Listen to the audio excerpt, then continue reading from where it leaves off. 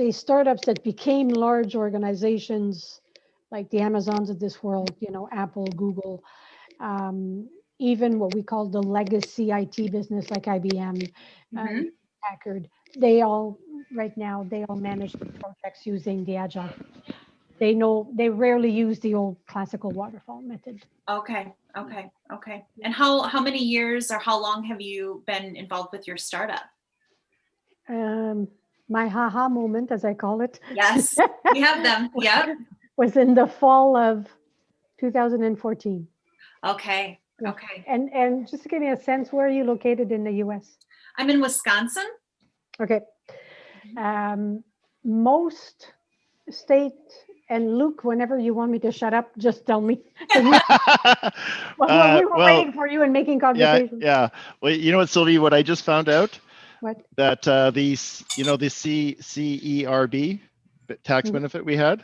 Yeah. I just found out my taxes were done so well last year that I'm not entitled to it, and I owe the Canadian government $18,000.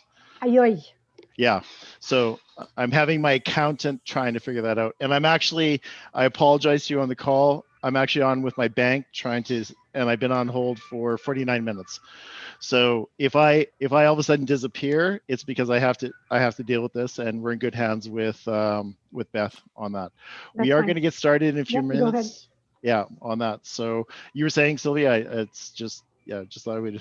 Yeah. So I'm addressing a number of pain points from a technological perspective that have created the big giant mess of the precarious positions of your defined benefit pension plan in the public sector, so state, local, federal level.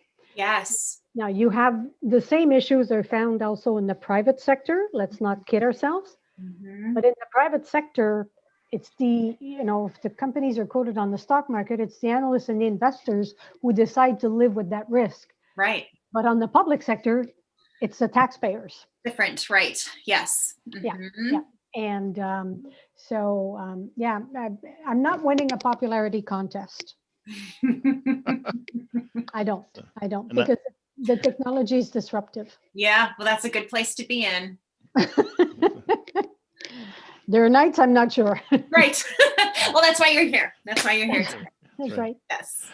Welcome. I see that we have more people joining us on the call. This is Widen Your Gaze Fridays. I'm not 100% here today. I have other stuff going on, so I actually might have to mute because I'm waiting for it to be unmuted with my bank on this. So, and this is my daughter Sarah bringing me tea, and it's a full cup this time. Thanks, honey.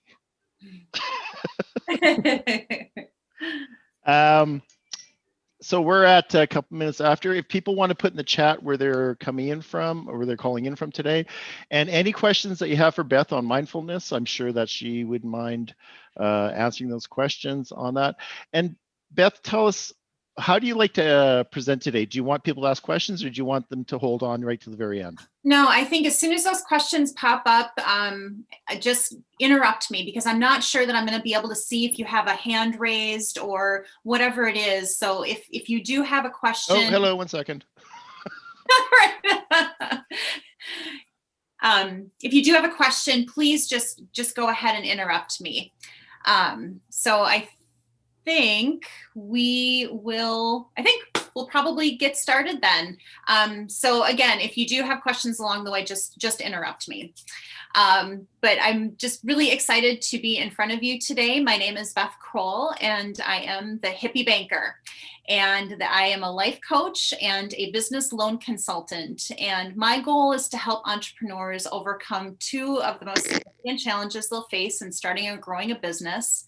And that's access to financing and overcoming their own self-doubt. I'm a former commercial lender. I have about 15 years under my belt on commercial lending with a business development background. And on the personal side, I started analyzing my own dreams when I was an 8th grader. And I've been reading philosophers and ancient texts since I was in high school. So it's always been a spiritual personal development journey my whole entire life. And finally, about a year and a half ago, I decided to quit my banker job and bring these two pieces of me back together. And so that's what makes me the Hippie Banker. And Luke, I see that you popped back on again. I am, yeah. So what we're going to do is we're going to officially start this. We're going to kick it off because just for you to know on the audience, and it's good to see some faces. Michael, wonderful to see you, and Simha and everyone else that's here with us today. And so let me just, this is being recorded to live stream to YouTube, and also I'm recording it. So just for you to know that, but let me just share my screen and we'll officially kick this off. Okay, welcome to Widen Your Gaze Fridays. I'm Luc Bouchard. I'm so happy that you could be here today. I'm not 100% present for reasons because we're live streaming. I'm not going to talk what's going on there, but just understand that I'm kind of some stuff has recently come to my attention that I have to pay attention to, and that is rather urgent. So I'll try and be here on this. We have today Beth Cromwell, the hippie banker, joining us. And without further ado, I'm just going to hand it over to you, Beth, and to start your introduction again, and then we'll go from there. So thank you very much. Yes, thank you so much for having me. And I do see that I can see when if you drop a message in the chat. So if you have a question, feel free to drop it in the chat. Otherwise, just interrupt me. But as I was saying before, my name is Beth Kroll, and I am the hippie banker, which is I'm a life coach and a small business loan consultant. And I help business owners overcome two of the biggest challenges you face when you're starting or growing a business. And that is access to financing and overcoming your own self-doubt. I spent about 15 years in commercial lending, working with businesses, helping them obtain financing through not only financial institutions, but also with governmental aid, revolving loan funds. And then in my personal life, I started analyzing my own dreams when I was in 8th grade. I was reading Carlos Castaneda, a philosopher back in high school, and have been always interested in doing a lot of personal and spiritual development work. So about a year and a half ago, I decided to quit my job at the bank, bring these two pieces of me finally together. And now I run my own business. So what I'm here today is primarily on my life coaching hat. And what we're going to talk about is creating a mindset plan for your business that will provide you with the right foundation for how you specifically can find success and more joy in your growing your own business. So Luke, can I share? Yeah, that'd probably help, wouldn't it? Yeah. Yes. So.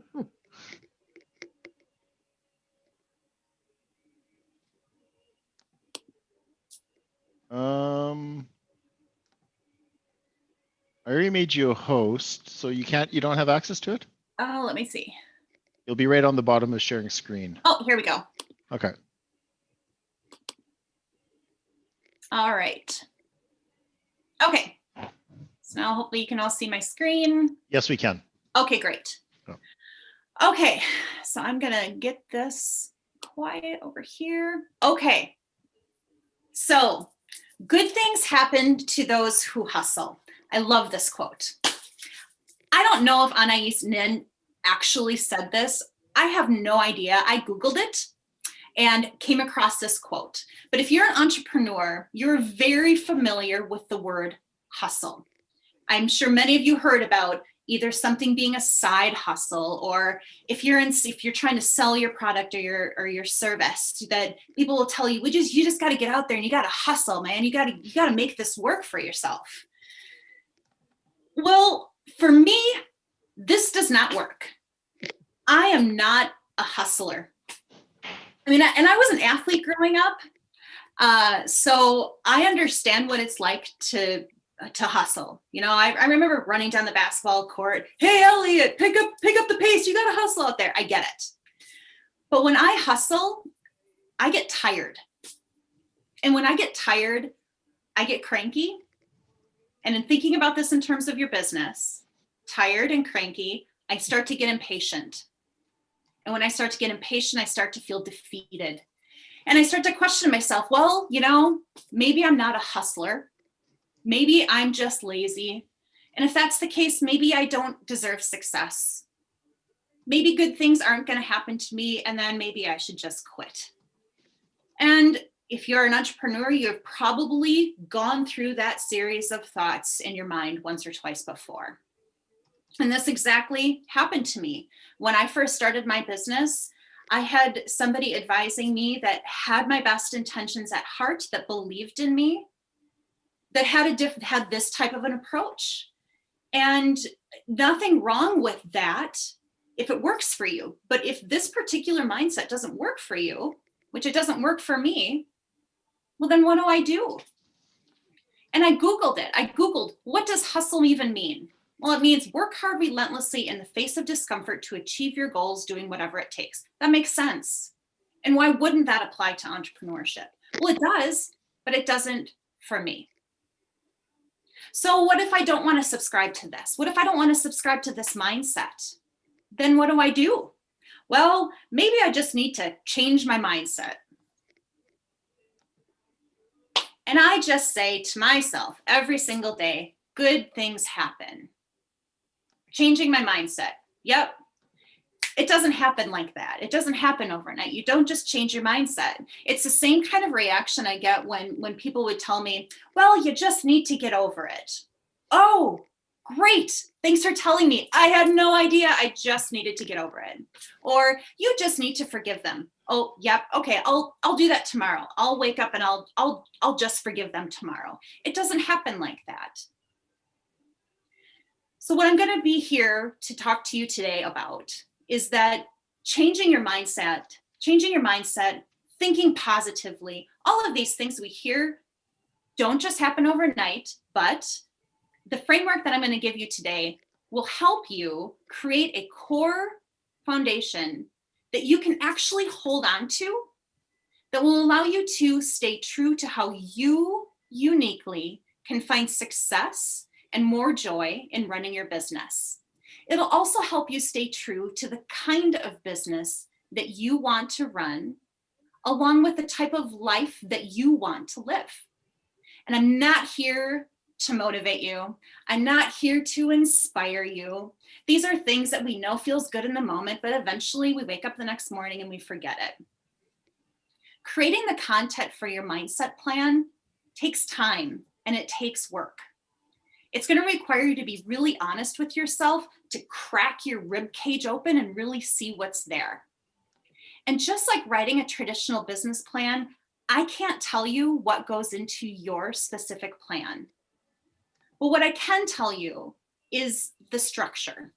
What are the things you have to think about in order to create your plan? And then you discover for yourself what goes into your plan. So today is all about creating a mindset plan for your business. And really what it boils down to is learning how to avoid becoming your business's own worst enemy. We spend so much time when we're creating a business on a traditional business plan, at least the sections of it. We have to think about what product or service are we going to sell? Who are we going to sell it to? How much are we going to sell it for? Are they going to actually buy it? How are we going to reach our customers? What's going on in the industry? Who's on our team? We have to think about all these things. But my point is that we miss one of the biggest things that actually pervades every single piece of that traditional business plan, and that's you as the owner. You could have the most brilliant idea that has the potential to bring so much good to your clients and to you yourself. But it's just like starting a relationship. You have all these ideas about how it's going to be this great thing. There's so much potential for it. You're imagining how great it could potentially be. And then it starts to get tough. And then you bring in your baggage and you end up doing the things exactly the opposite to get you where you want to be. And you end up in a space that you didn't want to be in the first place. So just to give a little bit of an agenda, we're going to drill down a little bit on what a mindset plan is. We're going to go into 6 of the 8 sections of the plan. And I'll also allow you some time after each of the sections to maybe brainstorm a little bit on what some of the content may be for your part of the plan. And then at the very end, we'll go through a series of questions and answers if you have questions for me. And again, if you have questions, feel free to drop them in the chat box. And we have... Yeah. And Stephanie did actually, can you see the chat box or do you want me to read it to you? Let me see. She's made a comment.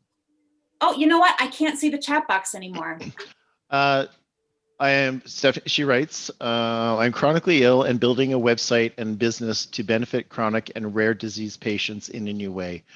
It is such a balance and such in capitals, a balance maintaining my job in programming and my job with my illness and my business with my illness on board. Yet I find my business fills me with both purpose and passion.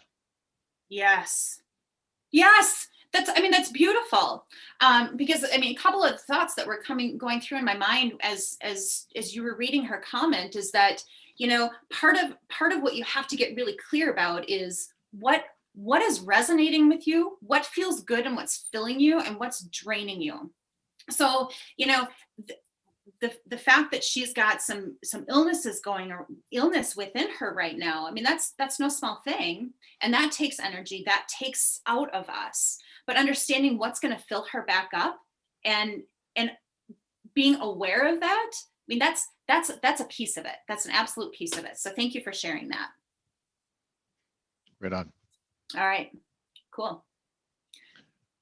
So having said that, I did say you could put something in the chat, but if Lou's not there to take a peek at it, I'm probably not going to be able to get it until the very end. So to be safe, if you want to get something in right as I'm in, maybe perhaps in a section, you might want to interrupt me. Well, like I said too, at the end of each section, I'll give you some time to kind of brainstorm about potentially what you might want to put into your own section there, and that would be a good time for questions. And I'm going to actually moderate and questions versus comments on that, and so I think maybe we'll do that. So if you want to go ahead and yeah. So, okay, sounds good. So we're getting All participation. Right. That's great. Yes, I love it. More. Okay, so we'll get started. Traditional versus mindset business plan. The creation of this framework, just as to give you a little bit of a background, started with a question that an acquaintance asked of me. So I had been through a divorce. It's been now almost 7 years ago. I went through a divorce, and my ex-husband and I were able to remain very good friends. Our kids came through it relatively unscathed. It was one of those like kind of dream situations as far as it comes to a divorce.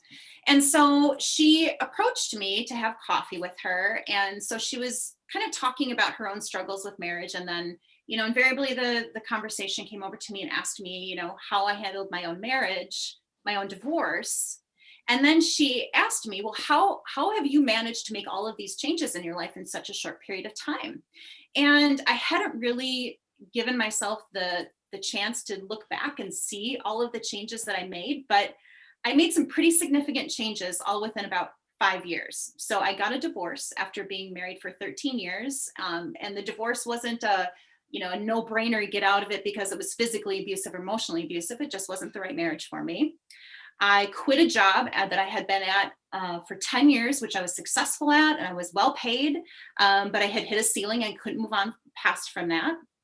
So I quit that job to start a new job that I knew was going to be significantly challenging for me in a number of different ways. And it ended up being very, very challenging for me.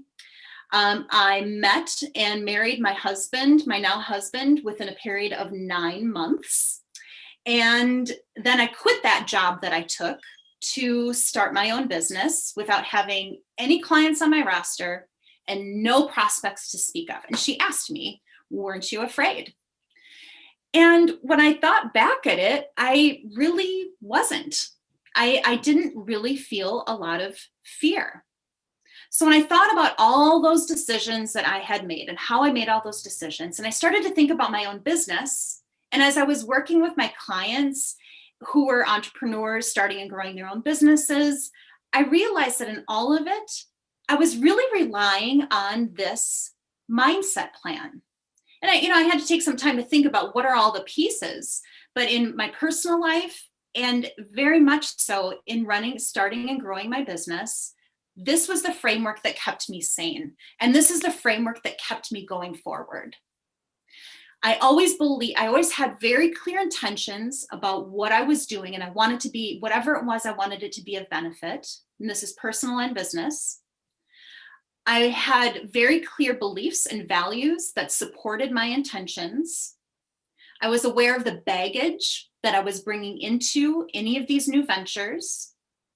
I had a clear understanding about how I felt about money and the role that money played in my life.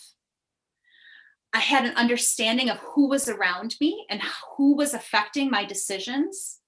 And I also had a clear understanding about what I needed to do to make sure I would stay on track. I had taught so many business plan classes, and I knew that they did a great job of forcing people to go through all of these things of how you're going to set up success for your business. And with any plan, it allows us to help feel like we have control. So part of the idea around creating a business plan is that you take out the uncertainty and you make things more clear. You give yourself some goals. It helps us to feel like we have, instead of our minds kind of running around, that we have something to hold on to. And this is really what this mindset plan is for. So as I had noted, we're going to be going through 6 of the 8 pieces of the mindset plan. We're not going to go over the executive summary in detail because the executive summary is merely just a summary of all of the pieces of your mindset plan. And the appendix is where you can put in supporting documentation. So really the guts of it is items 2 through 7. Michael has a question that maybe Yes. he would like to unmute and ask it.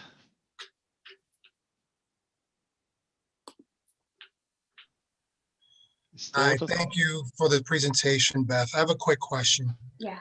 Which is, how do you contend with the feeling that the market of, service providers, you're obviously providing a service, is so oversaturated that there is little room for you?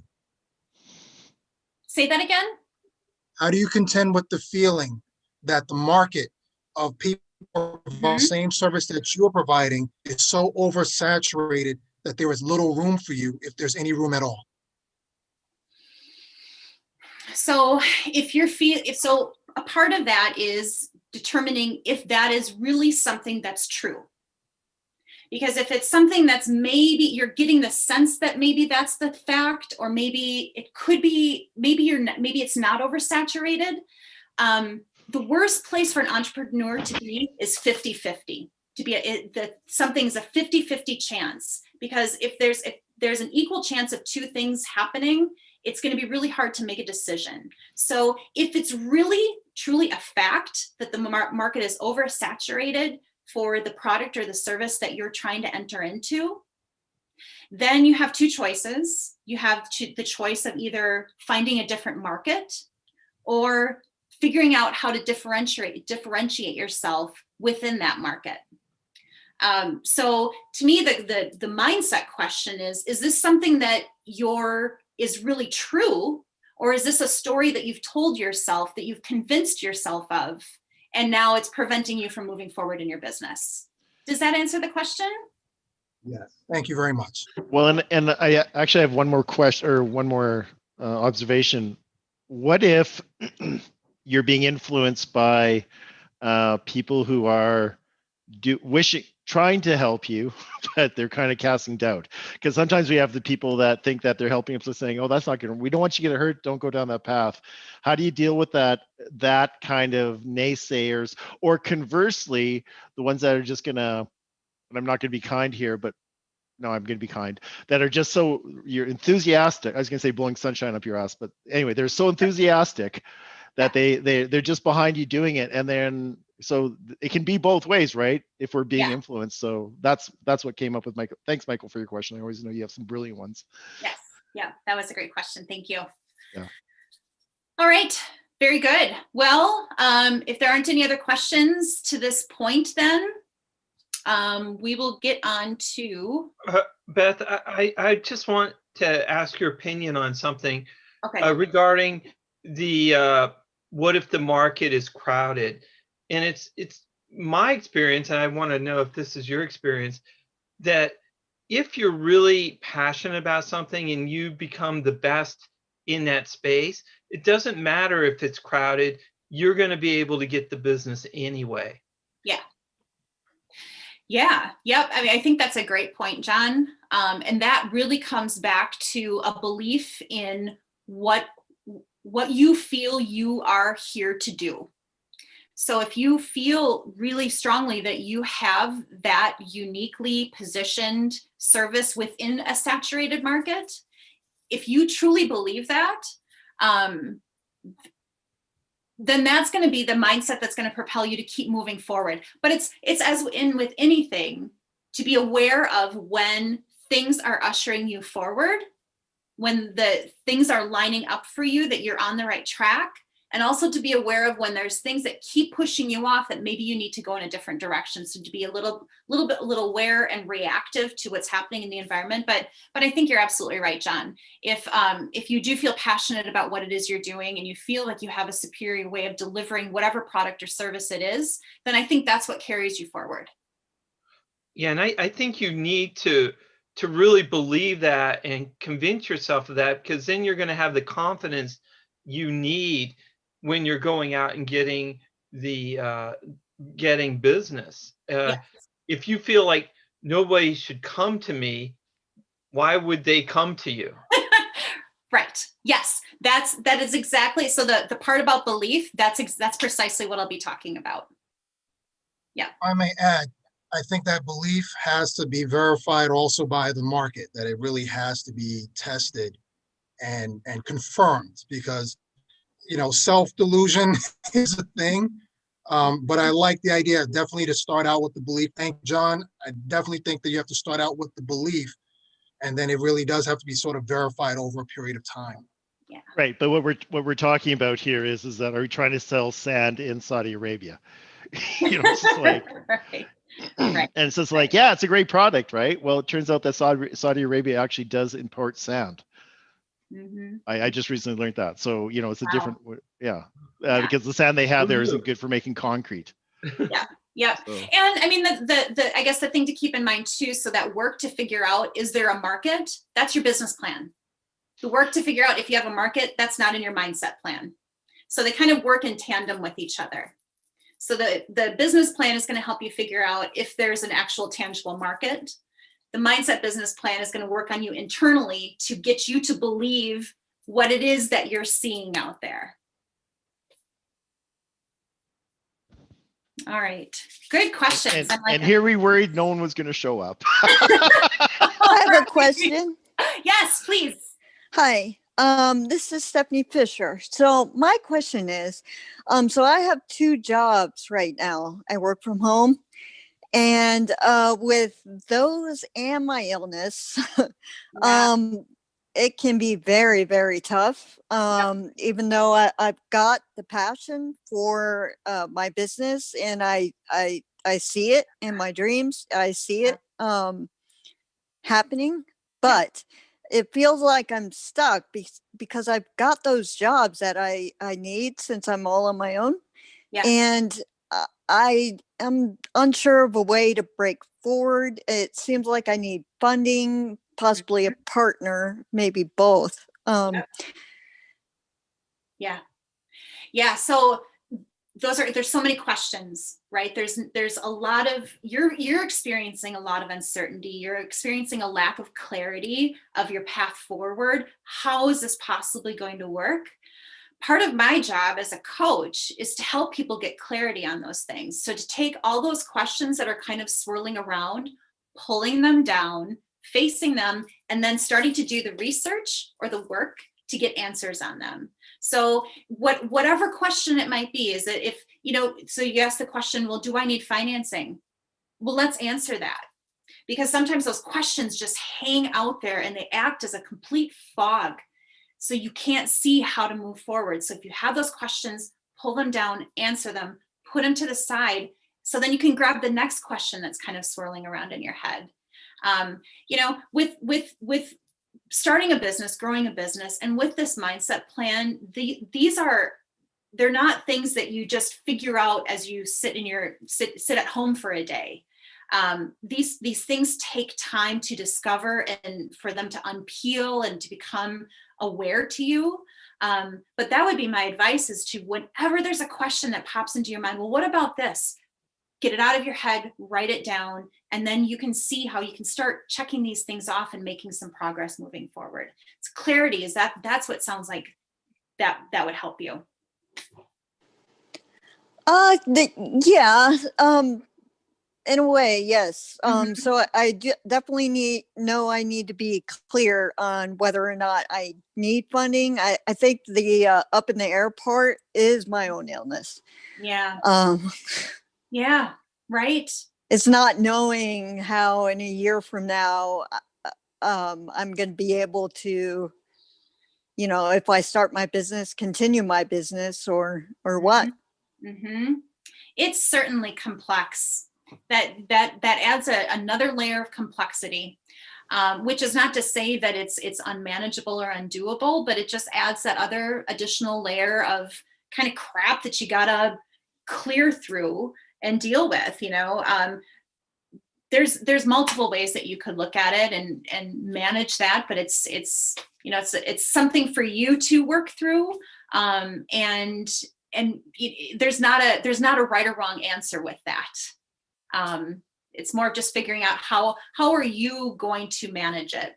How are you going to still feel good moving forward, knowing that there's that question out there for you? Okay, thanks. You're welcome. Okay, great questions. Thank you so much for participating. This is fun. All right, so thinking about a mindset plan, I thought it would be good to just kind of get understanding of what a definition of what is mindset. So a mindset is basically your beliefs. It's how you think the world works, and it determines how you act, what you perceive, and then how you feel about it. And notice that we're not saying it influences one's behaviors, it determines one's behavior. So what you believe and how you think. I mean, how many of us have ever thought like, oh, geez, I was in the way wrong mindset for that conversation, or I was not in the right frame of mind to be working on that. I think we've all felt that. And the thing is that whether you recognize it or not, your mindset is already affecting your business. Most often, we're just not aware of how it affects our business. Or we're aware, but we just feel powerless to know how to affect it. And if we don't pay attention to mindset, if we don't make a plan for it, it can run around in our brain like a train off of its rails. The plan helps us to control it, because here's the thing. It is the one major thing in your business that you have 100% control over, and that's you. We have we can't 100% control really anything else in our business except for ourselves. So one of the things that it seems to me is that you have to be aware that you have a mindset to begin with. Like if you're, it's like, do you deny that you're in denial? Yeah. Yeah. Yes. No. Maybe. Yeah. So it's even not even, or maybe if we have a belief that it's going to fail on that, then as John was saying, that's going to have some very serious implications on that. So that's just one of the things is that do you do a lot of work just even bringing forward to the fact that people have presuppositions and blind sides, or not blind sides, but they have a belief system that's running in the background that's not helping them? Well, sure. If somebody has, and we're going to be talking about beliefs, is that if somebody has the belief that they're, everything they do turns to crap, they fail at everything. Well, that's going to affect how they work inside of their business. And I've done a lot of work, a lot of reading, a lot of personal discovery on close personal relationships. And that's why I feel so passionate about this, is because just like we are an active participant in a close personal relationship, we are an active participant in our business. And in the same way that we as individuals impact our relationship, whether it's a romantic relationship or any other kind of relationship, we also are affecting our business. So, all of these things, you're thinking about the people that are around you, how you feel about money, what's your personal baggage, what do you believe to be true, what are your values, all of that goes into how you enter into a relationship, but it very much so does when you're entering into a business. I mean, essentially, you're starting and growing a business, you're starting a relationship with an entity. It's just not a person. So you bring yourself into it. Right. Yeah. Good, bad. Yes. Yeah. Yep. Yeah. But the thing is if you're not aware of it, then it's just all like making nonsense. It's just all kind of running around. So if you're aware of it, then you know, these are the pieces that I need to be aware of. Now that I'm aware of it, how am I either going to enhance what I know about that, or how am I going to make changes to it? Thank you. Yeah. Okay. All right, so the first, well, technically second, but the first section that we're going to talk about in creating a mindset plan is all about setting your intentions. So here is where you're going to lay out the big picture for what you are trying to accomplish with your business.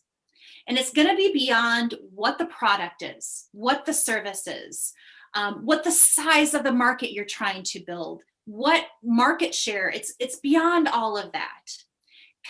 Your intentions are connected to your why. So what's the big picture of what you are trying to do? And even more so, who are you trying to impact and why? And how are you going to be of benefit to them? And this is not just personally. This isn't just the intentions you have for your business. It's for what your intentions are too. So think about it in this way. I worked with a client who wanted to start a restaurant, and she was very, very, her and her business partner were very, very passionate about it. And so she came to me, we started talking through it. She didn't have any experience in the industry other than, I think her business partner had been a member of like a wait staff. She was young, so she didn't have much financial wherewithal behind her. She had never ran a business before. There wasn't much in terms of collateral that she could put into it, much own cash that she had. There were just all of these things that she hadn't thought about. All she thought was like, man, it would just be awesome to run a business. And so as we were starting to talk about these things, she started to get really like depressed, thinking like, oh crap, I'm not going to be able to open this restaurant. So as we started talking through it a little bit more, I asked her, why did she really want to start a restaurant? Because it clearly wasn't just because she wanted to just give people food. She wasn't a chef. So it wasn't that she had this skill that she wanted to share with other people. She wanted to create community. She wanted to bring people together to have conversations.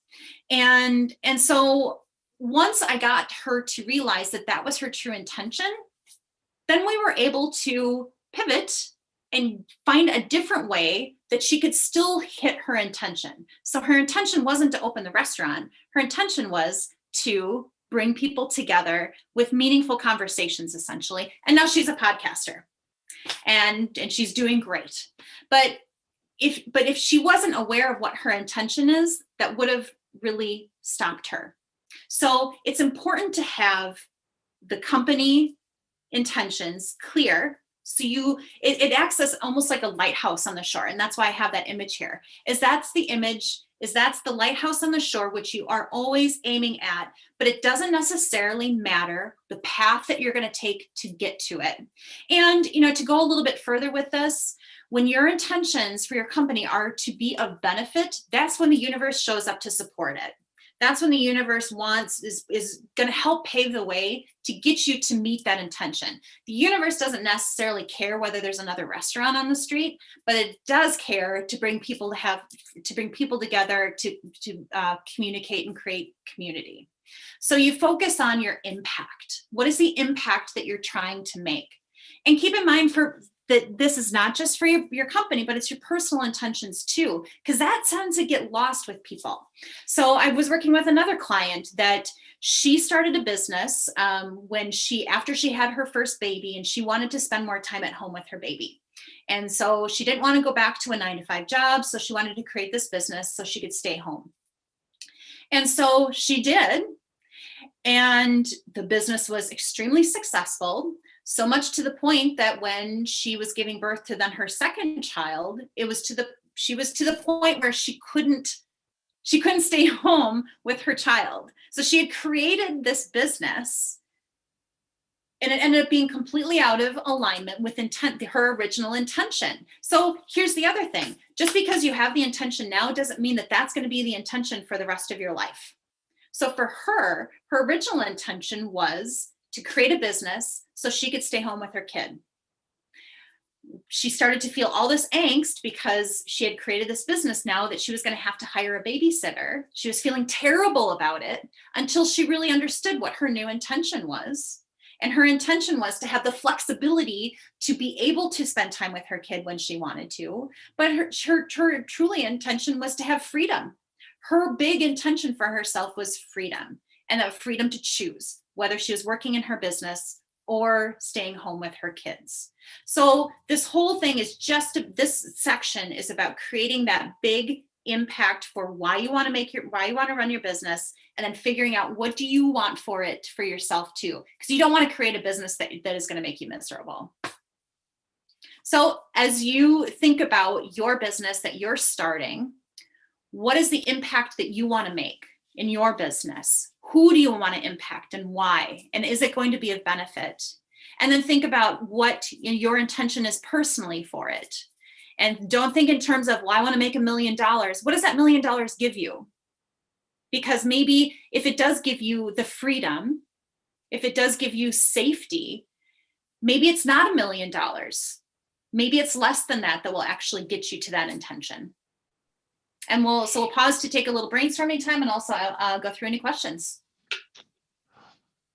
Well, I'm gonna just make a comment on that, and I got my pilot's license at 20 when I was living in Ontario, and back then you hitchhiked, and my mother drove me to the Saskatchewan border, and in our drive in our path together, I said at 18 or 19 I want to make $1 million, and she kind of laughed and she goes, yeah, we all want to be comfortable, but why $1 million? Mm-hmm.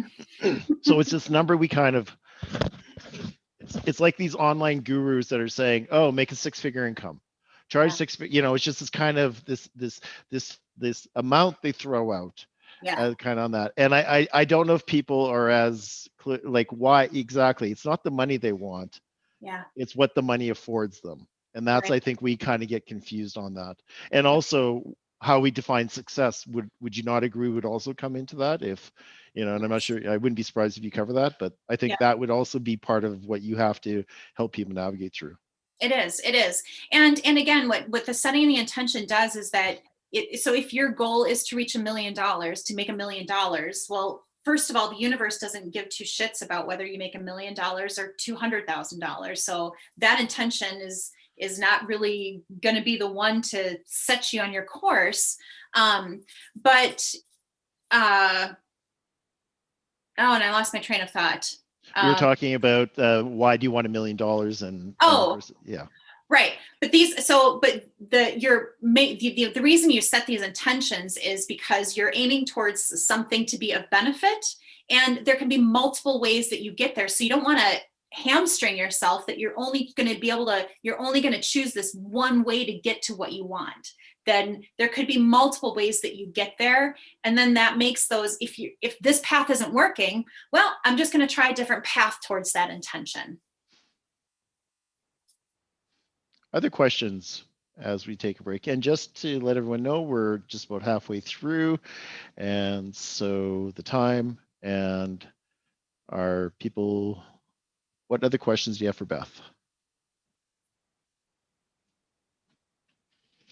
I think that's a good cue to keep going. All right. Okay. So we've got our intention set. That's the lighthouse off in the distance. The beliefs and values that we're going to be talking about here today are your personal beliefs and values. So, you talk about companies have, a list of values, core values. This isn't about your business. This is about you, because your beliefs are going to guide how you approach decision making. And the more honest you can be about what your beliefs are, the more clarity you're going to have when you're faced with making a big decision about your business. So this is how you believe your boat functions for you. It's your chance to get a little philosophical, think big world picture, and where you're really going to need to start to do some digging in. What do you believe? So here's some beliefs that people have. Some people believe that you must suffer in order to gain. So it's that whole no pain, no gain. If you believe that no pain, no gain, then you're going to put yourself in situations to suffer because you feel like you need to suffer in order to receive. So this is the justification that some people give themselves for, working 80 hours a week. Well, I'm sacrificing. I have to sacrifice and suffer in order to get what I want.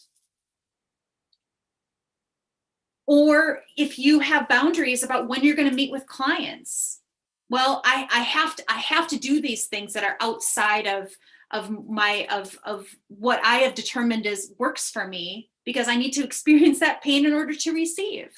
So if you have that belief, be aware of it, because it is going to affect how you run your business. How about there's always a calm before the storm? So are you going to be thinking that as you're running your business, yeah, this is going good, but tomorrow everything could turn to shit? So if you believe that, how much are you going to be able to really truly enjoy when times are good?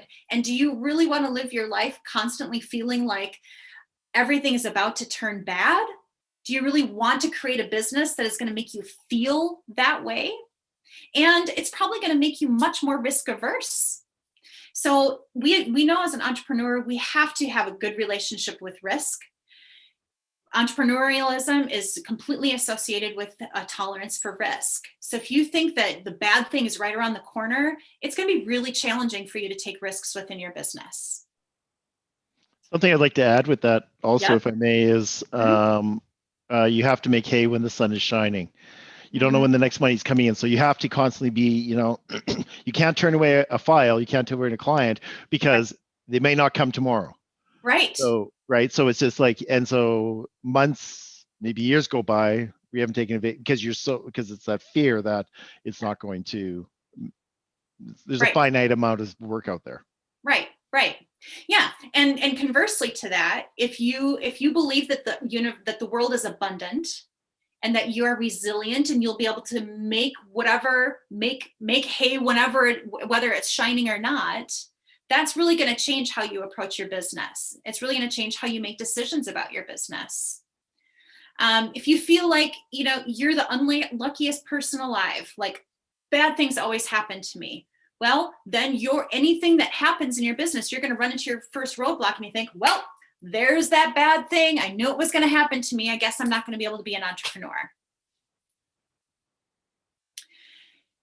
All of these beliefs are, as I said, are going to affect how you think your boat is going to function as it's traveling towards your intention. So if you think your boat is full of holes, you're going to make decisions that are going to be based on filling all those holes rather than just moving forward. And here's the thing about beliefs. They are completely disconnected from the truth. And that's when Michael was talking about, having the beliefs, but making sure that they're rooted in fact. Beliefs are disconnected from truth. Beliefs are really a choice, and it's a choice of how you choose to view your reality. So beliefs and facts are really, a belief is if you believe it, it is your reality, regardless of whether what you believe is actually true or not. And this is the case in point. I mean, there's many cases, but this is the one I love to bring up. And I hope nobody's a flat earther on this call because I'm going to offend you. But flat earthers are a case in point on why belief is completely disconnected from the truth. Flat earthers' belief in a flat earth is just as real to them as my reality that the earth is round. It has nothing to do with what the truth is. For those people, it is what they believe. So think about that. Think about it in this way. When you hear about, if somebody tells you long enough that you're worthless, you're going to start to believe that you're worthless. That's not a fact. There isn't a board that you go to say, okay, is Beth worthwhile or worthless? Oh, it says worthless. Well, I guess I'm worthless. Beliefs only change when you accept a new truth. And perception drives reality for so many people. Yes, perception is reality. It really, truly is. Because I, as a round earther, will accept a new truth, will become a flat earther when I accept that new truth to me. It doesn't matter what the facts are. It's when I accept a new truth. So I start to believe that I am worthwhile once I accept that that's my new truth. And you tell yourself these things over and over again. Think about the stories that you tell yourself in your head about what you believe to be true. It's not connected to any kind of fact. It is merely just your reality and what you believe about it. Yeah, and I'm assuming imposter syndrome really plays a big part in that also, right? Sure. So, yep. Yeah, imposter syndrome. I mean, you can find tons and tons of articles. Everybody talks about an imposter syndrome. Everybody struggles with it. I don't know many entrepreneurs that don't struggle with imposter syndrome. And really, the way I've dealt with imposter syndrome is 100% on my beliefs. It's been time, experience, and what do I believe? What do I believe to be true? I think, sorry, if I can just interject. Yeah, please. Yeah, I think that both doubt and assurance both require a certain degree of external validation. I don't think anyone should be 100% doubtful nor 100% assured of whatever it is that they believe. I think there has to be some room for validation to support doubt as well as belief, because sometimes doubt can be helpful to, so that you don't stay stuck on something that actually may not be working. But by the same token, to stay doubtful and not to actually look for that path forward, as you were describing earlier, Beth, we have to be able to keep moving forward. And that means, the assurance that you do believe that there is a path forward, and, we find validation to support us as we progress. Right, precisely. Because when I think about doubt, I think about them as little like dings, like it's a little ding to remind me, just to check in with that. Do I really truly believe that?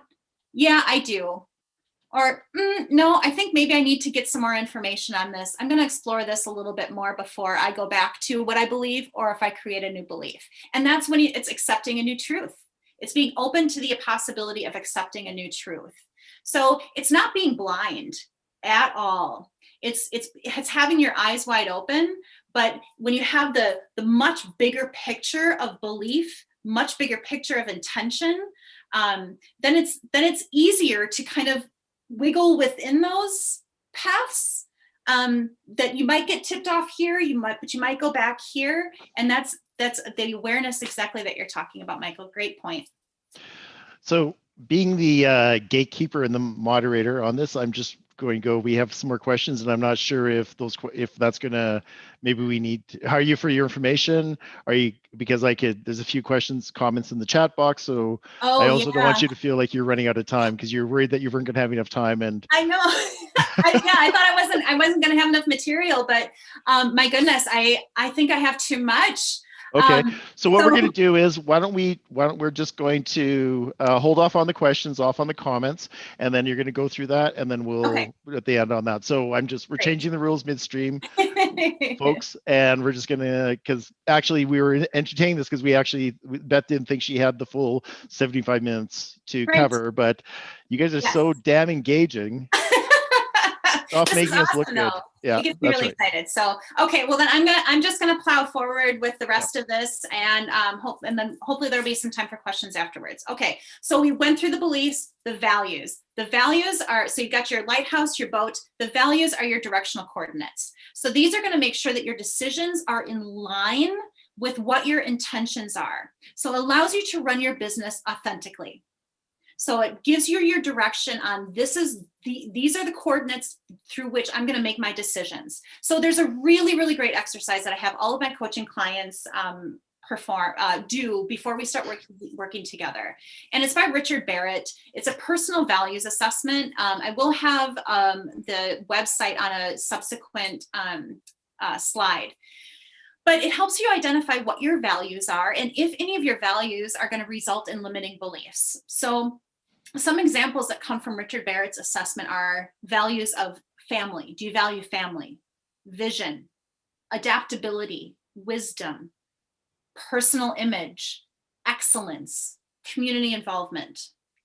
So those are just some of the many that he has listed. And then what the assessment does is it asks you to choose your top 10. My two biggest values are honesty and authenticity. So how I'll tell you about how honesty and authenticity has played into my personal business, because I got off track and I'm coming back around again, is that I started off coaching, and I was coaching entrepreneurs and loving it, enjoying it, realized that my years of banking, I had a lot of experience to share. Although I wasn't really crazy about doing small business loan consulting, I thought, this is a value. This could really help people. So I'm going to give this a shot. And then I got all this feedback from all these people about how it could really make all this money, and it could be this great big business, and it could be just fabulous, and join this program and do this and explore that. And I started getting pulled away from what really felt authentic to me. And so for a while, I was still feeling good, but I was missing that, like, I love what I'm doing. I was missing it. And in retrospect, because now I'm back to just really focusing in on my coaching practice, is that it was no longer feeling authentic for me. And if I would have adhered to my two biggest beliefs, or my two biggest values of honesty and authenticity, it could have really drawn me back from wasting a lot of time going down that path. Now, granted, no regrets. I learned a lot. It's still a viable business. It's still a part of what I do, but it really probably would have saved me a lot of that personal angst had I just understood been more clear about what my values truly were. So keep in mind two things. Beliefs change when we accept new truths. So to change a belief, we have to work to accept new truths about our reality. And values are going to change as we mature and grow. It's just a part of life that things that we value when we're in our 20s aren't going to be the same as when we're in our 30s or in our 40s. And being aware of your beliefs and values can be just as important as what they actually are. So once you understand what values are guiding you, and the beliefs are influencing you, you can then choose to either stay in alignment with them, make a conscious choice, I'm going to stay in alignment with them, or make a conscious choice to do something outside of your values. All right, so we'll move on to self-awareness analysis. And this is where you really get real. So we've probably all heard about how we bring baggage into relationships. We do the exact same thing in business. So we have all these high hopes for what the business is going to be, and then reality sets in, and then it gets tough, and that's when all of your baggage comes out. So this is how you are the captain of the ship. Think of yourself as the captain of your boat with the directional coordinates and the lighthouse. How are you going to affect this journey? What are you going to bring in to this boat that's going to weigh you down? It's going to make you list to one side or the other. It's going to cause you to not be able to manage the waves that you're invariably going to feel as you're moving forward. So for example, mine is a need for perfection. I've struggled with that my whole life, feeling like I needed something to be perfect, or I needed to be perfect. And so it often comes up to stop me in my tracks when I'm trying to push out something on social media, or I'm trying to write an article, or I'm trying to put together a presentation. I can work myself to a tizzy trying to make it perfect, because I'm afraid if it's not perfect, it's shit. And so I have to understand that I bring that into my business, that I can't let that need for perfection hold me back from moving forward with things. So what patterns do you see in your life? Like, do you never finish anything? Are you the type of person that you just never finish anything? Or, what circumstances keep coming up in your own life? Are there patterns that you're constantly seeing, like, this situation is always coming up and it always pushes me off of my path? Think about where even, not even where things can push you off, but what strengths do you bring to that? Where are you your biggest ally? I'm a very quick decision maker. I go with my instincts and my gut pretty frequently. So that helps me move forward often in trying new things, which explains me doing the loan consulting. It's like, sure, let's give that a shot. But that can be a real benefit, helping me move forward, but I have to be aware of it, because what it can also do is get me into trouble that I commit to something that I really maybe shouldn't have in retrospect had I taken more time.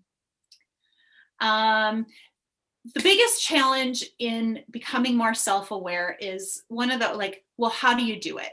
Because it's hard to just sit by yourself and figure out, well, where are my weaknesses? Where are my wounds? How do I do this? So if you don't know where to start, what I would encourage you doing is to take some assessments. And the ones that I love are the Enneagram, the Myers-Briggs, and the Clifton Strengths Finders, along with the personal value assessments. So these can be very eye-opening, and will give you a little bit of an insight, actually sometimes a fairly deep insight into kind of the inner workings of where you are, how do you, like I say, how do you typically mess things up, and how do you typically make things roll forward really fast? And to keep in mind too that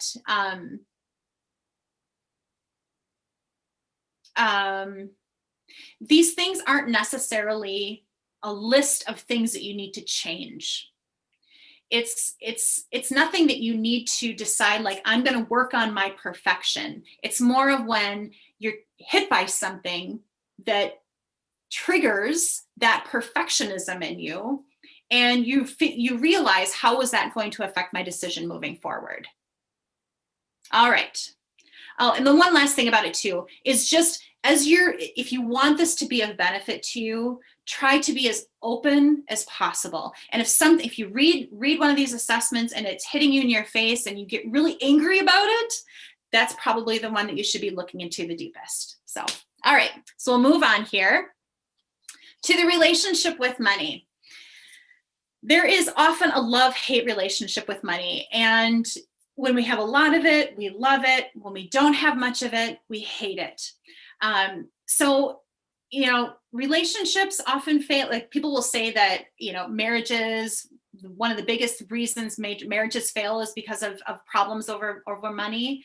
And one of the biggest reasons businesses fail is because of a lack of adequate cash flow. So relationships, business, both of them, money is a massive, massive, potential disaster. So Abraham Maslow is a famous American psychologist who created this 5-layered hierarchy of needs. And so you think of it as like in a triangle, and the 5 stack one on top of the other. And his theory is that your basic needs need to get met. The lower level needs need to get met before you can advance up to the top level of needs. So the bottom level of need is based on just your need for shelter, clothing, food, water, just those basic survival skills. The top need is self-actualization, and there's of course other two more up there, but my point is, the second level of need is for security, and that's where financial security lies. So just our very basic need for survival is our lower level of need.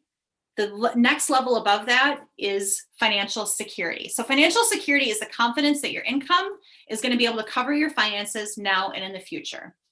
So the most basic of human needs is below that. It lies below the need for love and belonging. It lies below the need for self-esteem. And as I had mentioned, self-actualization at the very top. So when we seek financial security, what we're actually seeking is the need to feel safe. So when we don't have financial security, we don't feel safe. So emotional safety, physical safety, social safety, those are 3 big ways that we can feel safe. But we only have so much tolerance for the lack of of feeling not safe. So feeling insecure about those things. And every human being is different, but we only have so much bandwidth to be able to deal with the feeling of insecurity. So this is where a business plan can come in to kind of help you, get the financial picture of what your business, what your business could look like, what kind of cash flow needs is it going to have now into the future, based on all the research you've done and the assumptions that are going into those financial projections. That's where that business plan comes in. But when we're looking at it as far as a mindset plan, this is where you start to think about how much insecurity financially do I really have the capacity to handle? So if you're feeling emotionally unstable, if you're feeling socially unstable, so if you're going through a divorce, or if you're worried about some kind of physical health problem, that's going to add those layers of insecurity onto this again, that second layer of need. So when you think about your relationship with money, the first thing is to think about, this is all related to my feeling of being safety. How safe do I feel in all the rest of the areas of my life? Can I handle more insecurity just as it relates to financial? And if you can, then you need to start thinking about, what is my relationship with money? How do I feel about it? Start asking yourself the question, why do I hate talking about money? And allow your brain to start going and asking some of those questions. Why do you hate talking about money? Is it because you're just uncomfortable? There's something about it that makes you feel uncomfortable. Well, what is it about that makes uncomfortable? Is it because you're in a bad financial position right now and you don't want to kind of crack that egg? What were you taught about money growing up? Were you taught that money is very, very scarce? Were you taught, was your family always envious of all these things that other people had that we as a family never seemed to have? Or were you told that there's so many things in this world to worry about, money should be the last thing that you worry about? What are some of the lessons that you learned about money? And how do you want to use money in your own business? I think of money in terms of, and Luke brought this up to me in a conversation that we had too, that money can be seen as just another form of energy. So when energy gets stockpiled, it gets stagnant and ineffective. So money needs to flow. But if you don't have that mindset about money, if you don't feel that way, then you may see more reason to stockpile money. Do you feel that money is a reward for hard work? How are you going to, if you decide to have employees, you bring in a partner, vendors that you have to pay, how are you going to feel about that? Where this kind of dovetails in with my loan consulting is that a lot of people hamstring themselves in the success of their business because they hate debt. I hear that so many times. I just hate debt. Well, why do you hate debt? Why? Ask the question, why do you hate debt? Because there might be just some fear or something that can be resolved that will allow you then to smartly take on debt to help you grow your business faster and get you where you want to be. So just ask these questions. How do you feel about money? And don't say I just hate it and then walk away from it. Try to dig into how do you actually feel about it and why. Because if you can solve why, then your relationship with money is going to get a lot better. All right, just keep an eye on the time here. Yeah, and I find so many people see money as a 4-letter word, right? It's just something that as this negative it's this big, yeah. And it was Noam Chomsky that said, all money is stored energy. Yeah. And it's just like whatever we do with it, right? But there is that association, and I think a fair amount of shame around money on that. Yeah. So. Well, and our society places a lot of people's self-worth based on their checkbook, their savings account, their house, their car. That's how a lot of society views success. So that's another belief to think about. If you believe that what you have is your determinant of success, then that's going to really have an impact on how you treat the finances in your business, the employees that you hire, the vendors that you have to pay. So that's going to be that's a big So the relationship to money and your beliefs about money, they're very intricately connected there. Okay, your team. In a traditional business plan, you have a team of, you have your lawyer, your banker, your accountant, your insurance agent, your marketing person. You have these people. And what they're tasked with is being your support team to help you execute on your intention, execute on your business plan. So just in the same way that you have this team built for your traditional business plan, you're going to need a team. Well, you're going to need to be at least be aware of who is on your team and who you want on your team for meeting your intention. So that's why I say beware of well-meaning friends and family. And Luke brought this up a little bit earlier, and it was my experience when I first launched my business. Most people have our best intentions, for the most part, at heart. Our friends and family, especially if we're talking about family, in particular, if we're talking about our spouses, have a vested interest in what we're doing. So my spouse may say, yeah, Beth, go forward and start your business. But he also has a vested interest in if I'm not making any money, it's going to affect him. So I have to be very, very clear about who are the people that are around me, that whether they're going to help me get closer to my intention or are they going to push me away from my intention. So on my team of people, I am very, very fortunate to have a supportive spouse. I have a mastermind group that I meet with weekly to help me stay accountable and focused. I have a Reiki practitioner that helps clear out my bad energy and helps me get connected to spirit and see my business with more clarity and a much bigger picture.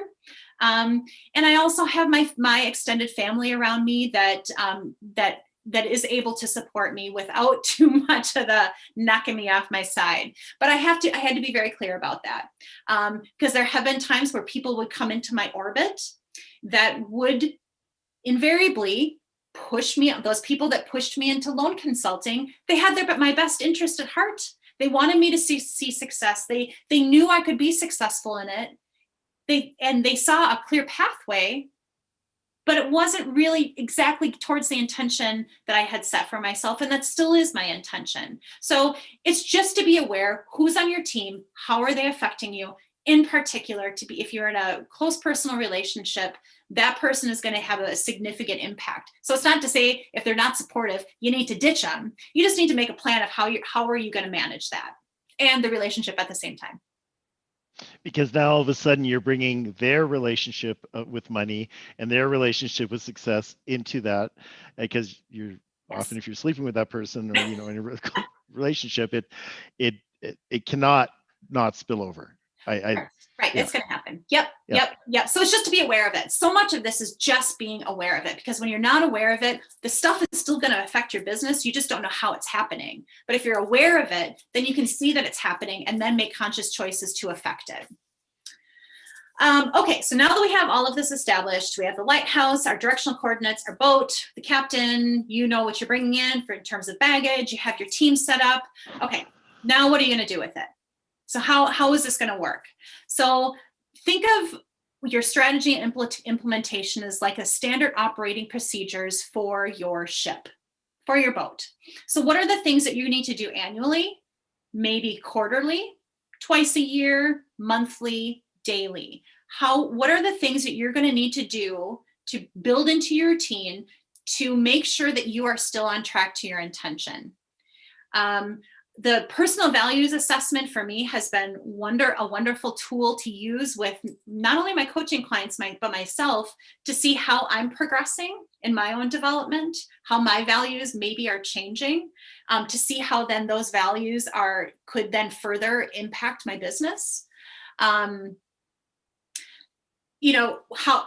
the other piece of this is how to figure out when you're off. So how do I know when I'm getting veered off my path? I don't feel good. I feel maybe a little sluggish and depressed. That's when I know, like, oh, I must not be on my plan. I must be off in molasses land. That's what I always think of myself when I'm not on my plan, is that I feel like I'm trudging through molasses. That's where I'm off. I need to get back on. So what are the things that I need to do to make sure that I stay on plan? Is that I need to make sure I'm taking time for myself, that I'm eating healthy, that I'm drinking good liquids, that I'm practicing my meditations, and I'm reading. Those are the things that I know if I keep doing those things, that I will stay on my path. When I stop doing those things, that's when I enter into the molasses. So it's, again, being aware of it, but understanding what are the things that you can do to keep you on track, and how do you know when you're off track. Lastly, is just really quickly the appendix and the executive summary, which I had mentioned. So in the executive summary is just basically a 1 or 2 page summary of the entire thing. So one of the things, as with a traditional business plan is not meant to be done and then put in a cabinet. Just the same with this mindset business plan. This is something that is I hate to use this word because people use it over and over again, but it's the word journey. It really, truly is a journey, because these things are going to change. They're going to evolve as you grow older and you grow into your business plan, or you grow into your mindset plan. But to use this executive summary as maybe just bullet points on the things that you want to take out of this, that you make sure that you remember, make sure that you keep in mind. In fact, some of my clients, they like to see a message from me each week to keep them on track, that they get a message, just some kind of a thought that will help keep them on track to start off their week. But your executive summary can be that, just like, I need to remember these things. And then your appendix can be where you take some of those assessments, or you do a wheel of life and you see, oh, okay, after 6 months, this is how much my life has filled out than it was before. Okay, I'm down to the resources. So that's the website for the personal values assessment. And if you just Google search Richard Barrett's personal values assessment, that will pop up. A great book that I encourage some of my coaching clients to read is called It's Not Your Money by Tosha Silver. It's actually split out into basically an 8-week course that walks you through all the kind of digging into what your relationship with money is. As I'd mentioned, the Myers-Briggs, the Enneagram, and the Clifton Strengths Finder are great ways to get some personal assessments done. And of course, I do one-on-one coaching to help people through all these aspects of the plan. And I've just finished up a book on the mindset plan, which expands out on all of the different pieces that we talked about today, and hoping to have that published early 2021. And that's all my contact information. And I put Beth's LinkedIn connection, or LinkedIn, a LinkedIn link in the chat, so you can connect with her there. Please do. And yeah, I cut you off at the end there. We're at 75 minutes, Luke. How about that? That's amazing. Yeah. Oh my gosh. Yes. So Beth, I'm going to get you to stop sharing your screen just so that we can have that. And I'm going to put in as people ask questions, I'm going to put in the chat your email address. You're okay with sending your email address? Yes. Yeah. Okay. Yep. So there was some comments in the chat, and I'm just going to have people unmute if you're still on. I know Sylvie had to leave. She had another conflict, and she wanted to say she really appreciated it. She really enjoyed that. Good. So I'm going to open up for what questions are out there while I put Beth's email in the chat. So who's going to go first? I can go. Hey, Tom. Hey, Luke. Tom from LA, Mr. Mr. LA. Mr. LA, that's it. Yeah, I'm going to get that right one of these days, Tom. It's so difficult. Beth, thank you so much. And I came at the point where you were talking about one's mindset, and the concept of that, and how that is how one operates from that point, whether you were wherever or not. You mentioned too about how once the mindset changes, therefore things do automatically change along with it. I was going to ask, what would you recommend if you keep on what might I say, a mind, if you keep on holding out that there change is possible, but every time you do this, you do an action, and it returns with the same negative result. How can one maintain hope that things can change, and what's one thing that one can do differently, and instead of going down a morass of oh, this is always going to be this way no matter what I try, no matter how many times, and all this kind of stuff. So Tom, just so I make sure I understand what you're asking. So it's the experience of trying different paths but still being hit with the same resistance? It hit with the same evidence. Same evidence. Okay. So then that immediately makes me think that there must be some attachment to something. That there's something that you're attached to. And this is the analogy I use with my clients a lot is, what are you white knuckling? What are you holding on to really, really tightly on that perhaps you need to let go of? Okay. Because the resistance that you're feeling, that to me is something from the universe saying like, something's off. Something's not working here. So try to think about, what are you white knuckling? What are you holding on to super tightly that perhaps you have to consider letting go of? Okay. No, thank you. I appreciate that. Yeah. So that's like a belief system that he still has that may not be serving him. Is that the idea? It could be, or just an idea around something. Okay. It could be a belief system, but it just could be, this is when the work of entrepreneurialism gets really, really tough, because you have to determine say it's your whole idea, say it's your whole business idea, and man, you just keep plowing forward and you're getting hit with resistance left and right. It's just not moving. When is it time to let it go? Okay. When is it time to stop and just say, you know what? This is not the right path. I need to take a different path. And facing that is painful, because our businesses are such a part of us. We identify with it. That's when we experience the loss of it.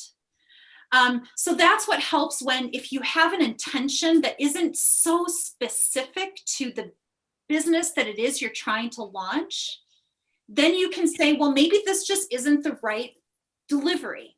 Maybe there's something else that if I let go of the way I'm thinking about this, and just because you let go of it in your mind doesn't mean you have to physically let go of it. But if you allow yourself in your mind just to let go of it, then you're creating space for something else to land. And whatever that lands, that might be the thing that actually gets you to where you need to be. Oh, Beth, thank you so much for that. Thank you. Mm-hmm. If I may add to that, I think this is where self-awareness is very key, and that self-awareness is really assisted by the practice of journaling. So if you're finding that you're getting the same results, you may want to journal, take like detailed notes of what it is that you're doing, whether it's the tasks or, whatever factors are involved in creating the circumstance that seems to be repeating itself. Date it, so that you see, whether it's, see where you started out, and then you, like when you're doing any kind of testing. I happen to do testing, a bit of software testing and website testing, but whenever you do any kind of testing, you actually have to break it down component by component to see, okay, well, if I adjusted this, what's the result? Was there a different result? Okay, then put it back. And you kind of test each part step by step to see, okay, where, what are the triggers, or what are the factors that are aggravating the situation, or perhaps even enhancing the situation. So as you do like a detailed journal, you have all your steps in there.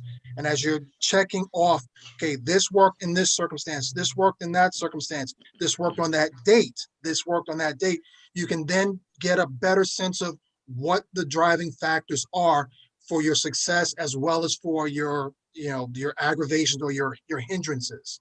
Does that make sense? Mm-hmm. It does. Thank you. Thank you, Michael, very much, actually. Yes. Yes, it does. You're welcome. Thank you. Great. This is awesome. Was there other questions that we had in the chat that we didn't get to? So well, look at Beth, I'm going to say thank you and sign off. Thank you so much for everything. Tom, I'm often confused by your brilliance and the light behind you. And I know it's There's a lot of light coming from behind. Oh, I know. Brilliant guy. You're a brilliant guy. What can I say? My aura only exudes. That's right. That's right.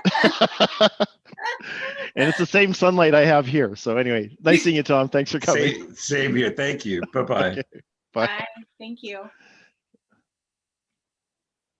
Okay, we got about 8 minutes left. So what is left undone for people before we sign off?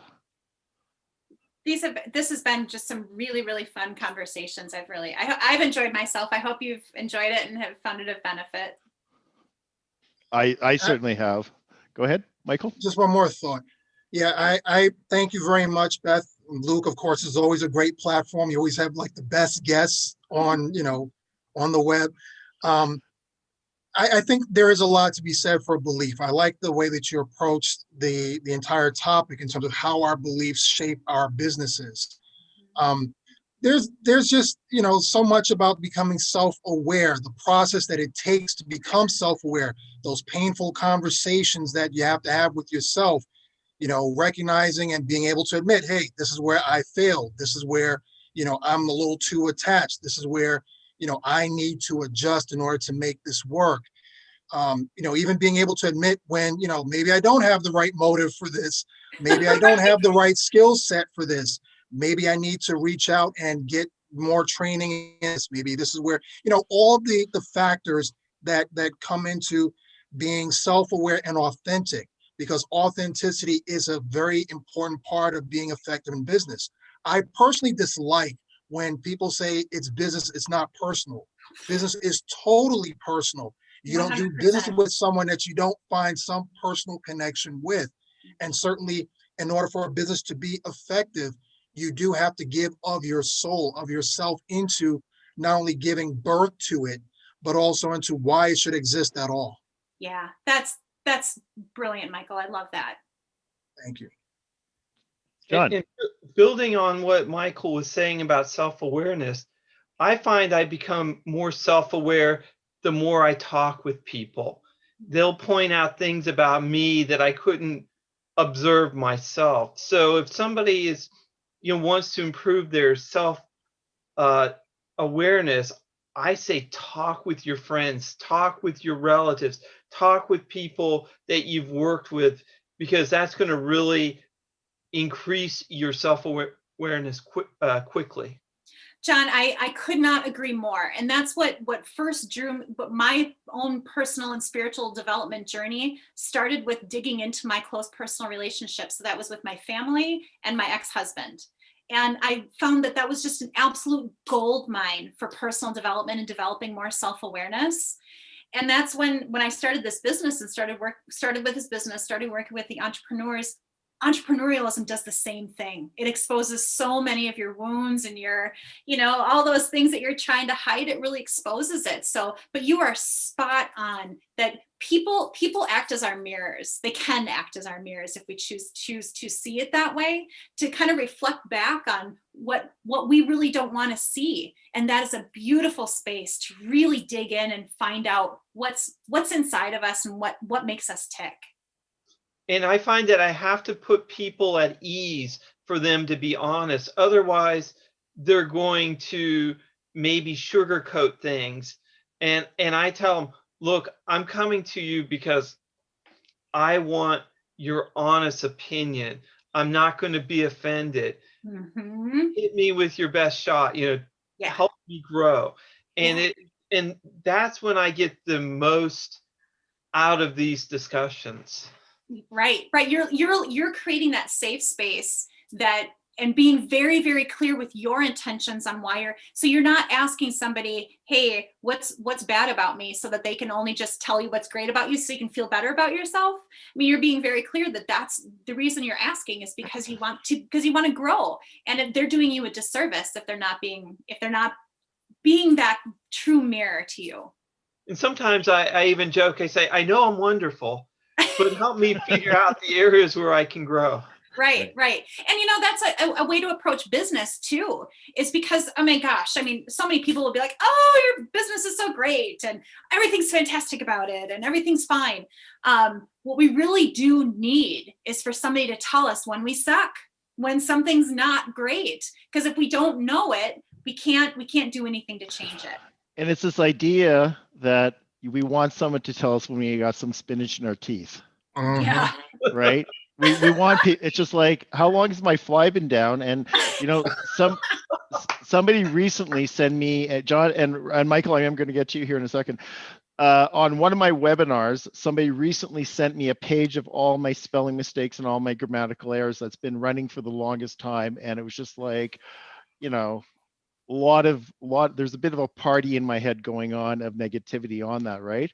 But that person actually cared enough to say, hey, you're not helping yourself. Yeah. And you know, and you're losing credibility. And as much as I dislike that, I really felt grateful that he cared enough about me. And this guy had never seen me before. He brought it forward on that. So, you know, there's that ability to kind of like, ow, okay, but we're going to go through. Michael.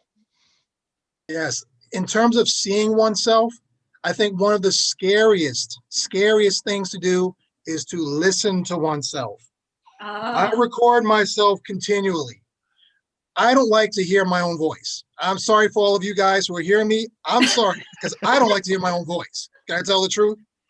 But the thing is, when I use the recorder, both for, you know, when I'm feeling great, when I'm feeling angry, when I'm feeling whatever the range of emotions, then to play it back. So, okay, I can get it out raw to get a sense of what's really going on inside of me. Sometimes the mirror, the picture doesn't show it, even when I'm looking at myself.